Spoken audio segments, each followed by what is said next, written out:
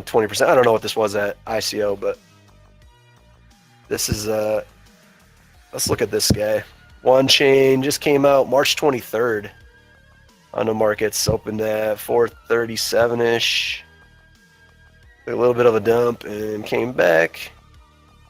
And now it's really dumping now, 341. It was 40 to 50 cents ICO.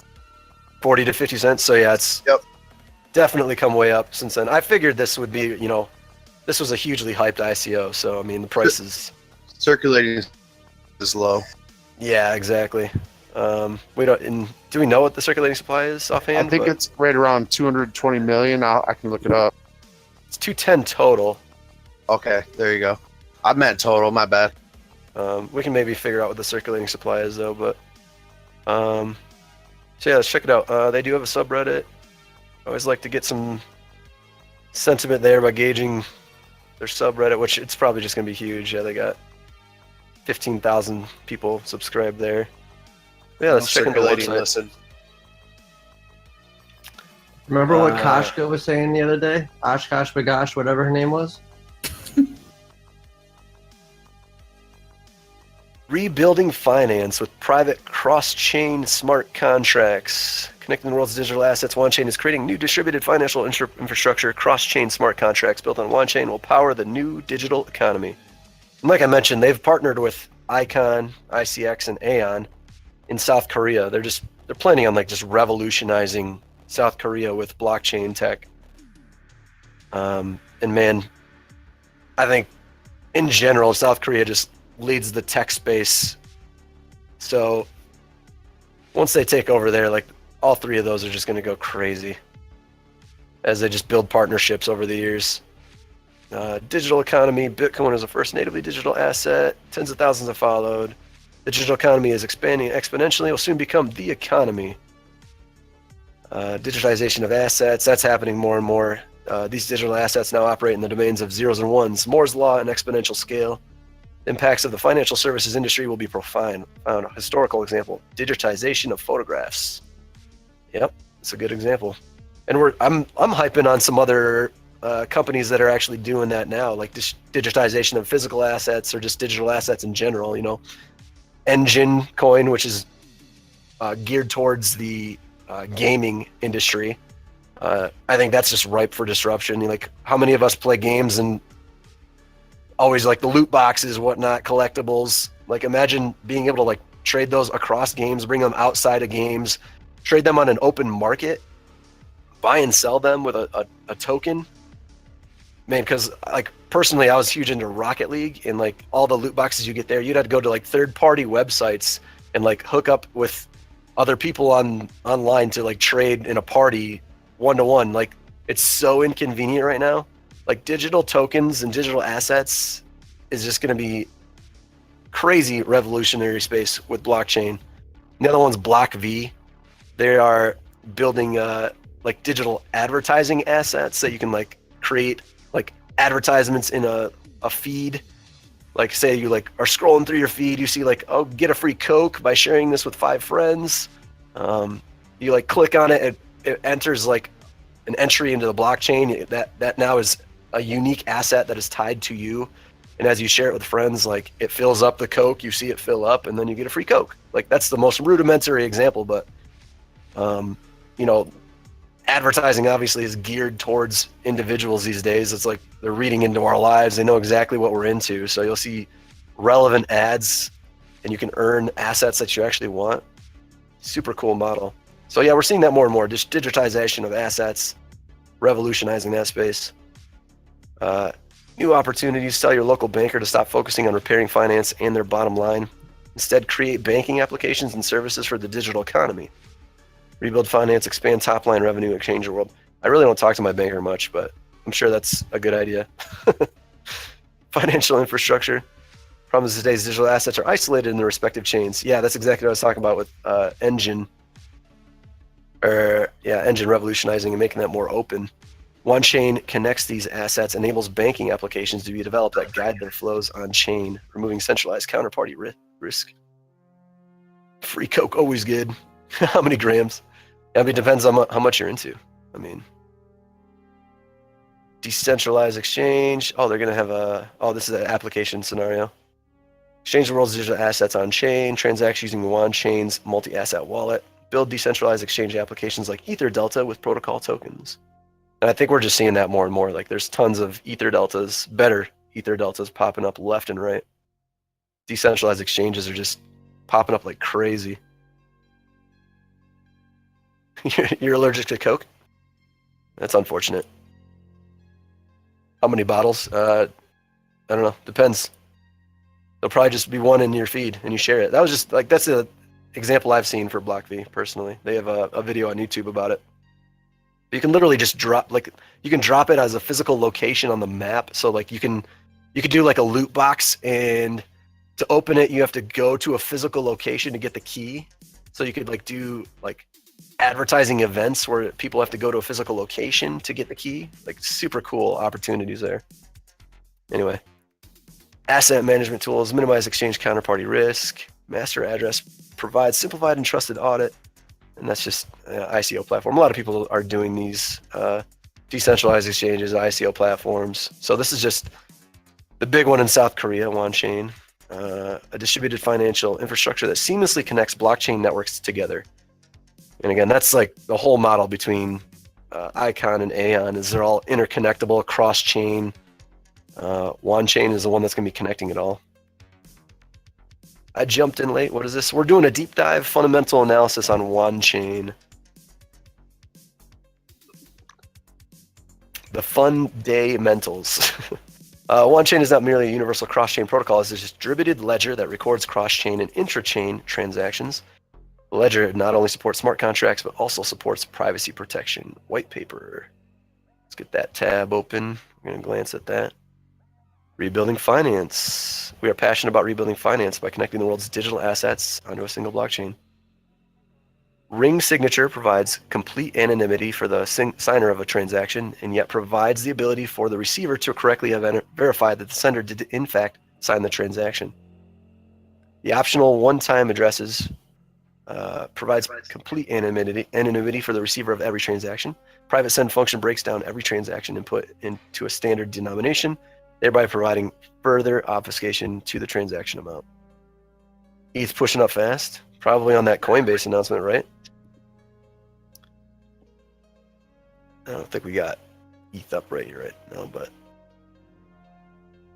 ring signature, one-time address is private send, cross-chain, based on complex algebra, locked accounts with SMPC enables low threshold to convert any digital asset from the blockchain into a corresponding proxy asset on Wanchain's blockchain. This unleashes the power to build compelling distributed cross-chain dApps and remove centralized counterparty risk. Wanchain will support ERC20 and protocol tokens. And smart contracts. Implementation based on Ethereum's code base. Leverage all existing development tools. Build compelling distributed cross-chain dApps. I think we all know what those are.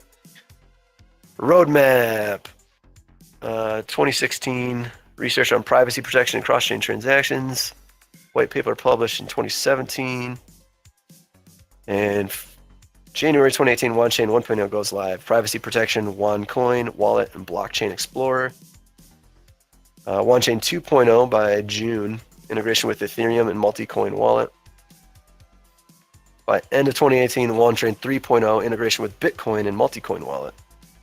And then end of 2019, Wanchain 4.0 integration with private chains, multi-coin wallet.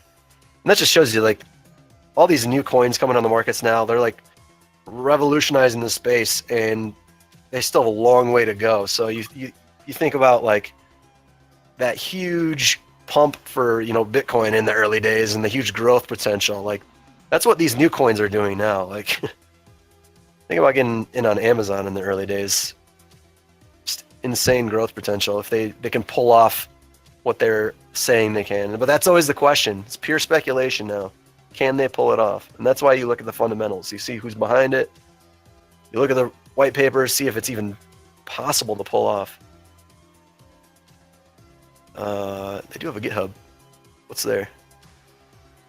I like to see how active GitHubs are too. Website, wiki photo, Go Wanchain, Meteor dApp wallet, wallet. Looks pretty active though. 10 hours ago, 2 days ago, 4 days ago. I don't know if have they started? Like, where's their main project to be? Wanchain JS. And all these other ones haven't been updated in a while. And just a little about me. I'm a web developer by trade, so I like to dive into some of the code and look at, like, are they actually active in development? Because I think the money follows the development. So that's why I personally hype on Ethereum, because there's so many tokens and dApps and projects launching on Ethereum. You know, we saw so many ICOs last year. They're heavy in development. A lot of them are launching this year. And I think the money just follows development most times. So that's Wanchain's website. They have other stuff to look at. WAN wallet, transfer your assets with privacy protection. So they already have a wallet available. That's what the repo we saw on GitHub. Help you manage different assets, including WAN and other tokens on Wanchain. You can transfer your assets either in ordinary public transactions or in private. And support multi-cryptocurrencies in later version. WAN smart contracts with privacy protection. You can deploy smart contract like Ethereum. ETH is a phoenix. Be patient. It will rise from the ashes. Yeah, it's had some flood recently, and like it's that article that came out, you know, last weekend about, and not this past weekend, but the weekend before, about, you know, all the funding that ICOs raised. They're mostly in Ethereum. 3% of Ethereum is held by ICOs just waiting to like cash in and offload. And like, that's been a concern of mine. And like, you know, I've been holding Ethereum for a long time. Like, we sat at $300 for a long time while other things were pumping. And my theory was all these ICOs are raising money in Ethereum, and anytime the price goes up, you see a big dump back down, because they obviously, like, they want to pay for things that they can't pay for in cryptocurrencies, right? So they need to cash out their Ethereum at certain points to pay cash for things. You know, as a growing company, you need cash. So it has been a legitimate concern of mine for a long time, and that article finally spread last weekend and kicked Ethereum down a little bit. But, you know, I think what's your name? This is CoolCriSys. Okay, I like this show. We need more shows like this. Yeah, I appreciate it, man. I actually do a show on my stream at Twitch TV/CoolCriSys. So give me a follow over there if you like this stuff. But I like to do guest spots over here too, because I've only heard of CryptoWorldNews. I don't know anything else. But yeah, you know, I love the Crypto News Network, Crypto World News Network, because they're building a platform that, like, anytime I like, oh, shit's going down, need to check things out, you can always rely on Crypto World News being there. Like, it's always up, always running, always a go-to place. Like, I love it. But yeah, the whole Ethereum FUD, like, I think the upside way outweighs the downside of, you know, Ethereum collected for ICOs. Like, the development there is just going to explode this year. And yes, there's still scalability concern, but, you know, there are solutions in the pipeline. And this space honestly takes a long time to evolve and reach its full potential. Like, we're looking at Wanchain, and they're saying like 2019 before their 3.0 is out, and they're finally offering like their full potential. Can I do a look at DAV? I mean, we're doing Wanchain right now, but I can put it on the list for maybe next time. So yeah, like, that's why I keep saying, like, follow where the development is. That's where the money goes. WAN smart contracts need balance check, monitor transaction history. Come and dig our command line tools. Oh yeah, everyone loves command lines. I want to, that's what they have to offer right now. Token swap. Yeah, let's see what their distribution was, because that's always maybe that's in the white paper. It doesn't look like they have that here. Docs, white paper, yellow paper, and commercial paper. Let's open the yellow paper too. Team. Check out the team. Jack Liu, founder, graduate from Peking University, Ohio State University, blockchain entrepreneur and technical expert, co-founded Factom in 2014. All right, so he was already involved with Factom. That's cool. Founded Wangwu Tech, which brings blockchain tech to a greater range of applications. Dustin Byington, Columbia University, MBA, University of Michigan, U of M. I'm from Michigan, so. Veteran entrepreneur in the blockchain space. Founded Bitcoin College in 2014. Co-founded Tendermint in 2015. Founded Satoshi Talent and Stokens Venture Capital. And Zhang Liang. Any other recognizable names? Tony Zhang. Specializing in elliptic curve cryptography, ID-based public key cryptography, homomorphic encryption theory, and blockchain technology. Dang, bro. Sounds smart. Demon Bai, another guy with the math prowess. Dude, these guys are all like dark hacker crypto hooded figures. Yeah, they sound serious. Eric Swartz, BS Computer Science from Southwestern, software test engineer. So they definitely got a lot of engineers. Like, pretty impressive team.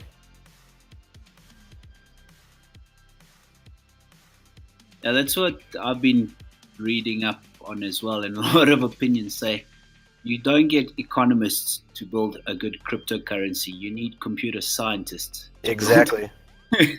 And that's why, like, I found a project recently that gauges like GitHub activity, and Cardano's way up there. Tron's actually way up there in terms of GitHub activity. And they rate everything. Like, it's not just like random check-ins. They're actually looking at the space and making sure they're legit check-ins. And that's why, like me being a web developer background, I've been in development for 10 years, and I've just been interested, obviously, in cryptocurrency in general, just from the technology aspect and development aspect. And again, like, you follow the development, that's where the money is, like, hands down. That's why I'm hyped on Cardano this year. Like, hugely ambitious coin and project with a really impressive team behind it. It's definitely overvalued currently, but that's only because everything looks awesome about it. Like, they do 2-week transparency updates just on development updates. Like, everything about that project just says it's going to be amazing. So I love it too. But yeah, this team has got a lot of developers, very impressive. So I need to look at every single person, but man, as far as teams go, like, this is huge. So these are master degree in science, IT business and international markets. Eli Wong, early Bitcoin investor, VC angel investor, fintech and blockchain startups.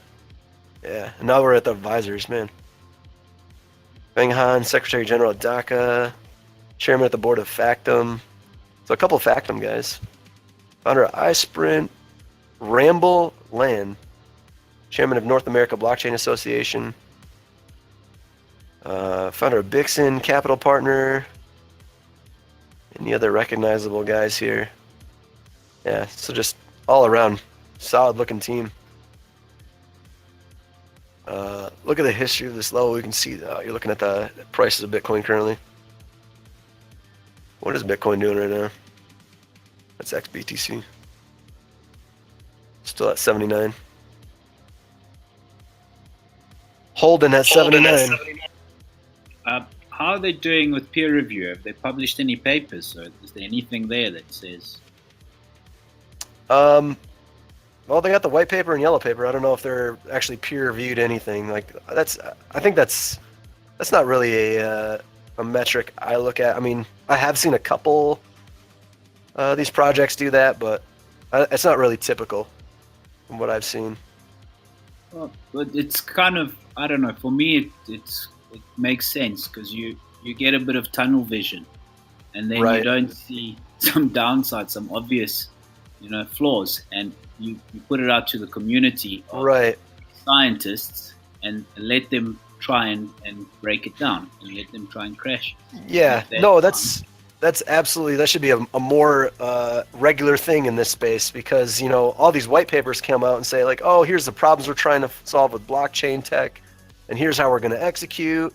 But it's like, it's just an idea, right? Like, they've come up with an idea and they've tried to proof it out in a white paper, but they haven't done it yet. And Yeah, and no no that's when maths. There's no. Yeah, exactly.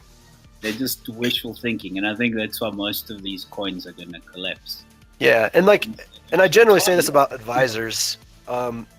Like, I don't put a whole lot of clout in the advisors that they list on their page. Like, basically, what I see, like, the advisors being is like people that they've contacted who are like respectable in an area, maybe in a blockchain or another project, or just in financial space and whatnot. They've pitched them the idea of their project, and they've said, "Oh yeah, that sounds like a great idea." And they ask them like, "Oh, would you like to be involved?" Like, "Nah, I'm good. I got other stuff going on." And then like, "Well, can we put you on our website as an advisor?" And then it just lends them credibility. So No, it's like name dropping. Hey. exactly, it's just name dropping. So really, the team, and this being such a huge team, is where you really want. But anyway, let's try to skim through the white paper. Only got like a half hour left, so I feel like we could probably spend a few hours on Wanchain. This is such a huge project. Blockchain emergence and significance. Generally, what I like to skim through for is like, yeah, we've already seen the roadmap. Do they break it down any more in the white paper? What are the problems they're trying to solve? Why is blockchain necessary to do it? Because a lot of these blockchain projects could be run without blockchain. Like, I think a lot of these just try to force blockchain into the scene, when in reality, like, it would work completely fine with a centralized database or a company behind it. And blockchain isn't necessary. But I see blockchain as useful for disrupting an industry, like cutting out middlemen and making it more profitable for everyone else involved. If it's not doing that, there's no need for blockchain. And then we also look for like the utility of the coin itself. A lot of these coins will come out with, like, they're building an ecosystem or a marketplace where they're going to trade, like they'll use their token in the ecosystem, but then they'll also accept like Bitcoin, Ethereum, and other coins. And it's like, well, you're kind of taking away the utility from your coin if you're accepting all these other cryptocurrencies. Like, I can use all these other cryptocurrencies in your marketplace. Why do I need your token at all? So a lot of these ecosystems that come out with a utility token that shoot themselves in the foot by taking away the utility in that regard is kind of a red flag. But yeah, so let's skim through the index here, see if there's any. So the architecture, native coin, that'd probably be worth looking at. Consensus mechanism, I really do think that we have not discovered the perfect consensus mechanism yet.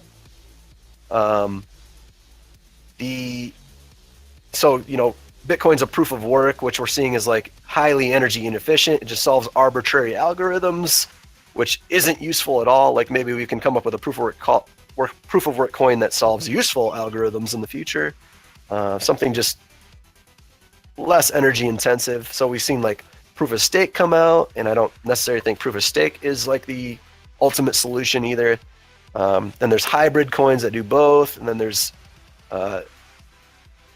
Byzantine consensus and all that. Like, we've seen all these different consensus mechanisms come out. I don't think there's a perfect one yet, but I do like to see how people take that into consideration. And I think once people like iterate on what we have already and come out with like the perfect consensus mechanism in the future, like, I don't know if it's been discovered yet, maybe it comes out down the road, but man, I think that's really the one that will like dethrone Bitcoin, and people will be forced to recognize and use it. Have you looked at the development that Cardano guys are doing on Ouroboros? Yeah, they Really do have an good. interesting consensus mechanism. Really good work, and that you can actually they're working with trusted hardware now, so you don't even have to be online in order to share your public key. And what happens is they're trying to solve the double spending issue as well. So you can get onto a hub, upload, and then you can transact offline. And then once you close out the contracts, it would work again. So you don't have to have connectivity. So it work well in Africa and stuff. Yeah, and that's a huge pain point, right? Like, not everyone is always connected. So that's a great model. No, it's a huge need in the third world. And it's yeah, exactly.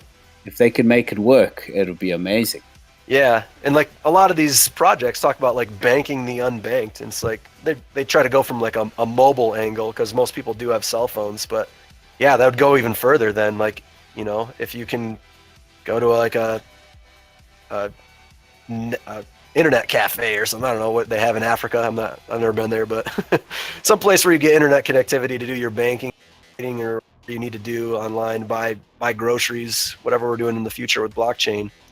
And then they can go offline and things settle up later, and yeah, that'd be big for third world countries. Mass adoption.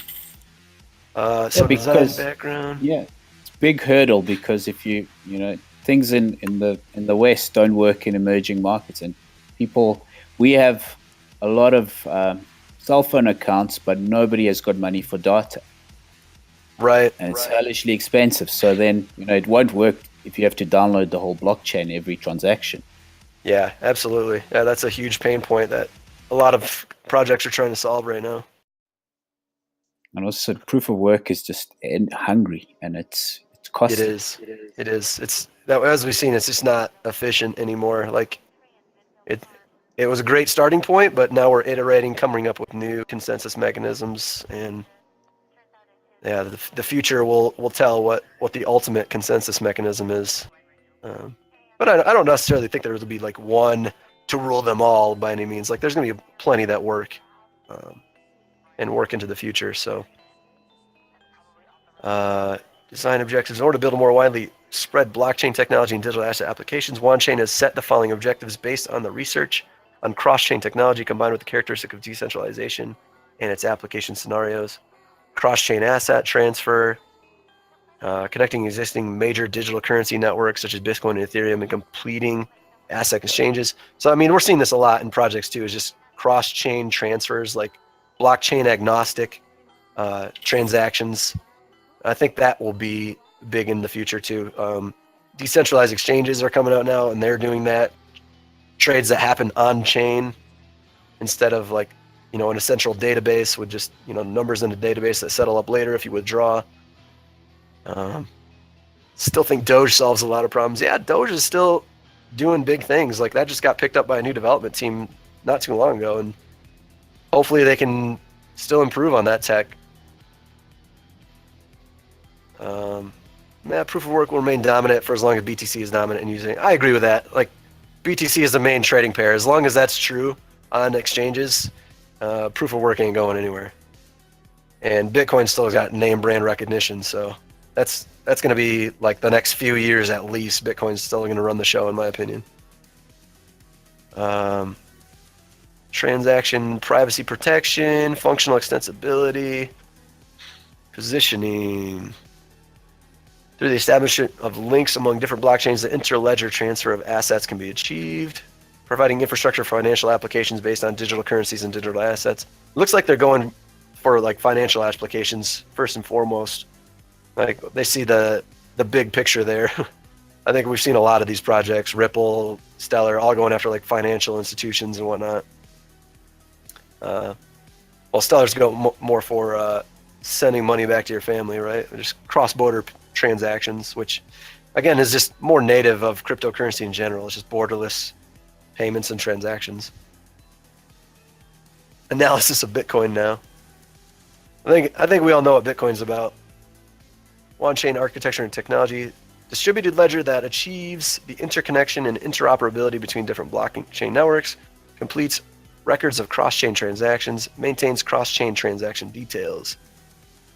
So just really driving that cross-chain emphasis home. So you'd have to download not only the blockchain from Wanchain, but also Bitcoin and Ethereum and so on and so on. Wow. Yeah, hopefully they solve that so you don't have to download every single blockchain, right? I'm sure they have a solution in mind. A trailer with a quantum computer in it and a cell phone. Right. Architecture, distributed ledger, and smart contract virtual machine, native coin. OneCoin is the native coin of Wanchain. Both cross and interchain transactions consume a certain amount of OneCoin. OneCoin is also used in security deposits for the cross-chain verification nodes.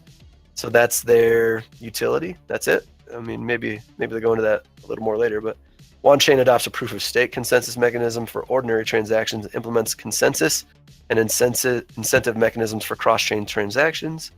These mechanisms are discussed in the following sections: intra-chain transactions, cross-chain connection. Both blockchains and assets that integrate with Wanchain first need to be registered on Wanchain to make sure that they can be uniquely identified. These functions are completed via chain and asset registration protocols. For cross-chain transactions, we use secure multi-party computing and threshold secret sharing, joint anchoring schemes to achieve minimal cost protection integration through the cross-chain communication protocol without changing the original chain's implementation. Wanchain is a complete platform that can be applied to broad financial applications with privacy protection for smart contract token transactions of public and private chains. What's more important is that other blockchains developed on Wanchain are equivalent to the homogeneous blockchains of Wanchain and have the same cross-chain mechanism and seamless integration with each other. Cross-chain transactions. How are they handling the cross-chain? When an unregistered asset is transferred from the original chain to Wanchain, Wanchain will create a new asset using a built-in asset template to deploy a new smart contract based on the cross-chain transaction information. When a registered asset is transferred from the original chain to Wanchain, Wanchain will issue the corresponding equivalent tokens in the existing contracts to ensure that the original chain assets can still be traded on Wanchain. In order to describe the transfer of assets between a public chain and Wanchain, we'll illustrate an example using Ethereum. Alice and Bob are the most used examples I've seen in the white papers. They're very popular people. They love blockchain tech. I don't really need to look at the example transfer back to Bob. They're just using smart contracts for cross-chain transactions. Technology, fully decentralized, no trusted third-party participation, unmodified original chain, and low integration threshold. In our cross-chain transaction solution, the account locking mechanism doesn't use two-way anchoring and doesn't need additional script extensions to identify and verify simple payment verification proof. All transaction data is transmitted into the node network of the original chain after reconstruction and integration in the Wanchain validator node. Okay. Cryptography-based security guarantee. What do they got for mechanisms used by many existing cross-chain exchanges? Often use logical security, relying on participants to look out for their own self-interest. In other words, participants will not break the cross-chain transactions at expense of damaging their own interests. It can be called the hypothesis of rational participants.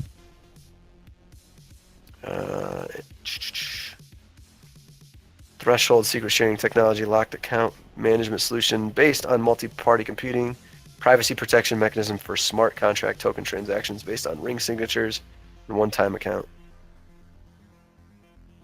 Ring signatures are what Monero used too.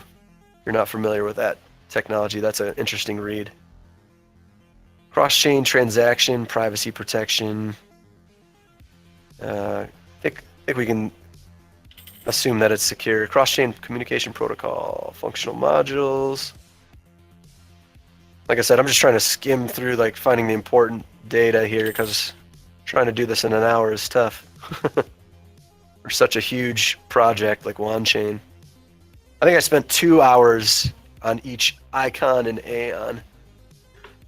And Wanchain is equally as huge. Transaction status for query module, data transmission process.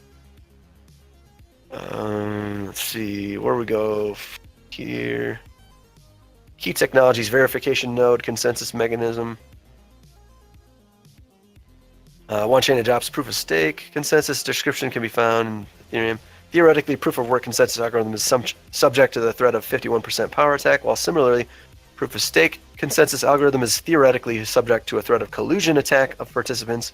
As a result, Wanchain introduces this mechanism to increase the opportunity cost of verification node collusion, allowing Wanchain to record cross-chain transactions faithfully and follow the cross-chain processes objectively.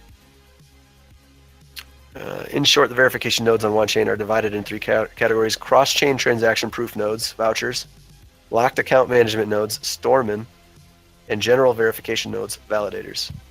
So they have all sorts of groups set up for checks and balances. Vouchers are used to provide proof of transactions between the original account and the locked account. Vouchers required to pay certain security deposit. Stormin, upon receiving a notice, is responsible for computing the signature shares according to its own part of the key and merging the signatures parts into complete signature for the lock account. Validator informs the Stormin of operational actions related to the locked account and complete the record of operations on the Wanchain whenever a transaction proof reaches consensus. Okay, that's an interesting model. It's like a 3-part proof of stake. Yeah, so they have like 3 forms of validation, basically. Validator, a lock, what's a Vouchers, Stormin? Stormin, and Validator. Each checking each other, it sounds like. Incentive mechanism. And yeah, that's the thing. I mean, like a lot of these networks have like just validators, and it makes it more centralized. That we've seen, like Neo's still pretty centralized with their validator scheme and their setup. And a lot of the top 10 coins are still centralized with plans to expand and become more decentralized going forward. But yeah, breaking up the roles. Sorry, go ahead. Bitcoin has kind of become centralized as well, with the mining pools having majority stake. Exactly. I mean, it's kind of gone away from. Yeah, it's just the natural way things go. If these huge companies can eat up all the mining power and throw just tons of money at hardware and become centralized, it's a huge issue. And there's less incentive for like the everyday person with a gaming PC to try to compete anymore. So yeah, it's definitely an issue. So that's why we see, like, while Bitcoin was the first to the gate and they came out with proof of work, and we see the issues that come out nowadays, people can iterate on that and see where the issues lie and try to improve upon it. Verification nodes. So the vouchers receive transaction fees from the corresponding shares as a security deposit. If the proof provided is found to be false, the security deposit is deducted from the holding account and the node authority status will be revoked. All right. So if you're trying to game the system or lie about transactions, you can lose your node authority status. A validator completes the recording of transactions on Wanchain to gain a part of the transaction fees. A Stormin receives a corresponding key share according to the stake it holds and calculates its corresponding signature share to be added into the transaction. Stormin obtains the transaction fee involved in the verification transaction according to the key share proportion. So they just get a cut of it too. In summary, the verification node incentive mechanism will motivate the vouchers to provide correct transaction proof, the validators to complete this recording of Wanchain faithfully, and the Stormin to stay online and safely keep their own key shares. So that's how it distributes the incentive for each of them to run. General nodes. Only those holding a high enough stake in the Wanchain network can become a verification node. Nodes that fail to be verification nodes are known as general nodes. General nodes cannot participate in the verification process of cross-chain transactions, but they can entrust the stakes they hold to the trusted verification nodes.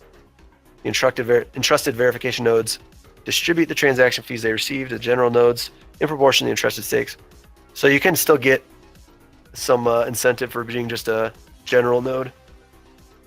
Such an incentive mechanism ensures that stakeholders in Wanchain can earn stake-related benefits while also motivating them to entrust their stakes to trusted verification nodes. This improves the security and stability of Wanchain. Interesting. Also, it's like delegated proof of stake as well. Yeah. That's what it sounds like it is more. Like they said, it's just proof of stake, but it does sound more like delegated proof of stake. And maybe that just, wasn't a thing when they wrote this white paper. They didn't have a name for it yet. Looks like and it's not a compulsory, like EOS is a compulsory proof of stake, but yeah, I mean, if the nodes don't want to show up, then what do you do? Right, yeah, and that is the problem. I mean, you gotta make sure the nodes are distributed enough and decentralized enough, then that's where like I mentioned, the huge pain point is right now for a lot of these like Neo and even Ripple. Like we know those are all just centralized right now, and they said they want to go more decentralized in the future, but you gotta have these trusted parties that get elected to their positions. They all work differently, but advantages. Almost all cross-chain transaction schemes need a mechanism to lock the assets of the original chain.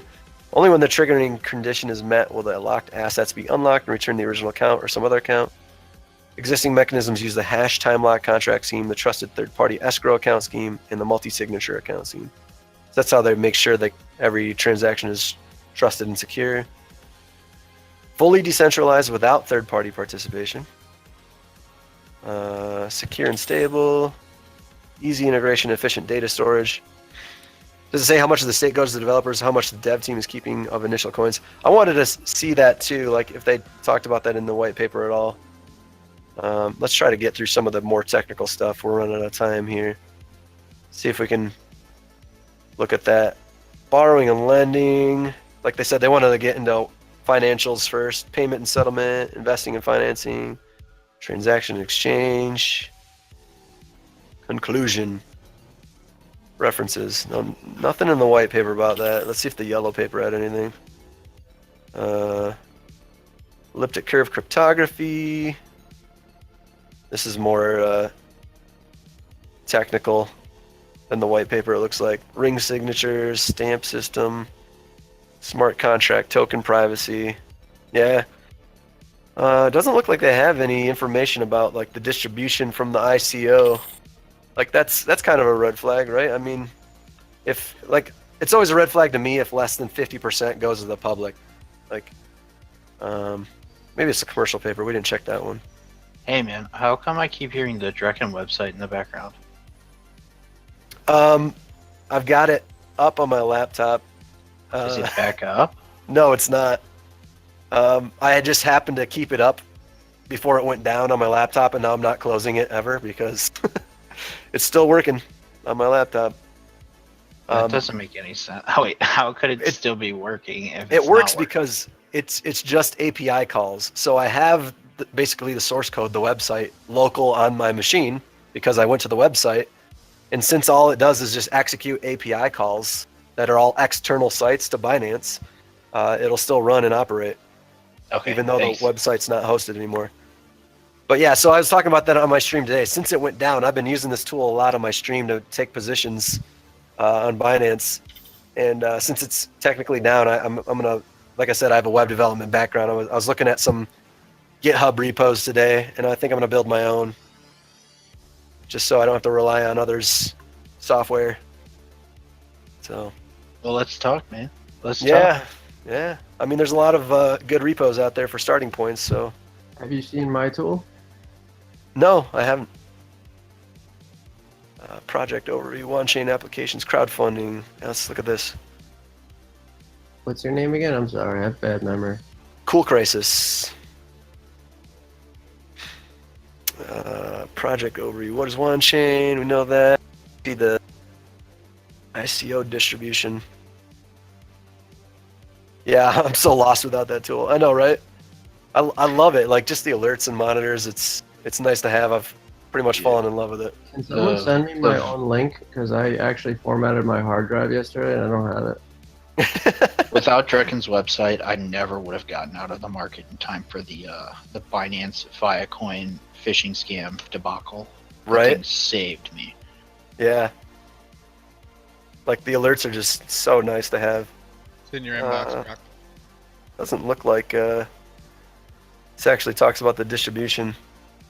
So that's just one concern I have is like what during the ICO, what was the distribution like? How many went to the public? It doesn't really say in here. Where's the pie chart? Okay, here we go. Funds raised in the ICO will be used as follows: 60% for research and development, 10% for community development, 10% for marketing, 10% for infrastructure, 10% for daily operations. So that's how they're going to use their portion. How much was actually available during the crowd sale? He took it down due to lack of interest. We need to support him and tell him we want it back. Yeah, he's a Twitch streamer too. I think he's German. I was gonna try to reach out with him, Drekken, but I don't know if there'd be. Does he speak English? I tried to check out his channel. It's mostly in German from what I saw. So yeah, maybe just he has donation links on there. Maybe if we reach out to him and actually donate his tool, we can get it back. No, I know. He speaks good English. He hangs around here all the time. He's always in CWN. Oh, cool. I talk to him on the reg.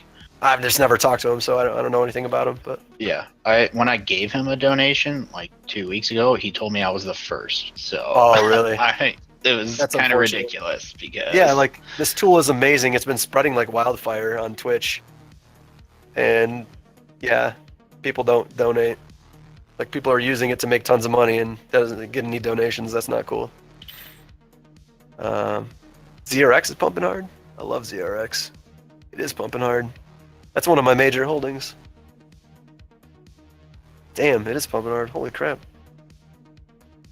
So yeah, anyway, let's wrap up Wanchain. Like I said, like this was a hugely hyped ICO. The price is obviously reflecting that. Someone said it was like 20 or 30 cents during ICO. Like that's over $3.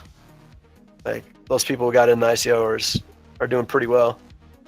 And as I mentioned in the beginning, they've partnered with Icon and Aeon to basically revolutionize South Korea with blockchain tech. So, you know, if Wanchain succeeds, so will Icon, so will Aeon. They're just going to do big things this year and into the future in South Korea. So, yeah, I finally got to do a deep dive on Wanchain, see what they're about. You know, probably monitor this for a while. Like I said, it's dipping today, but I think it's just generally because Bitcoin has been dipping today. So monitor this for a while. You know, I tend to go long on my investments. Like that's what fundamentals are all about. Like watch the value over the course of a month. You know, step in slowly. You know, if you're hyped about a project, see the promise. Continue to do your own research before investing. But like I said, I've been in this space a long time, and there's a lot of money to be made here. This is still the early days, so find those good projects and go along. Just hold. Anyway, that's all I got. Thanks for letting me do this, guys. Always a pleasure to stop by here. If you want to check out my channel, it is at twitch.tv/CoolCriSys. Yeah, thank you, CryptoWorldNews. Thanks, dude. And give me a follow there where I do this pretty much every day. So, thanks, guys. Awesome job. Thanks, Again, man. Thanks a lot, man.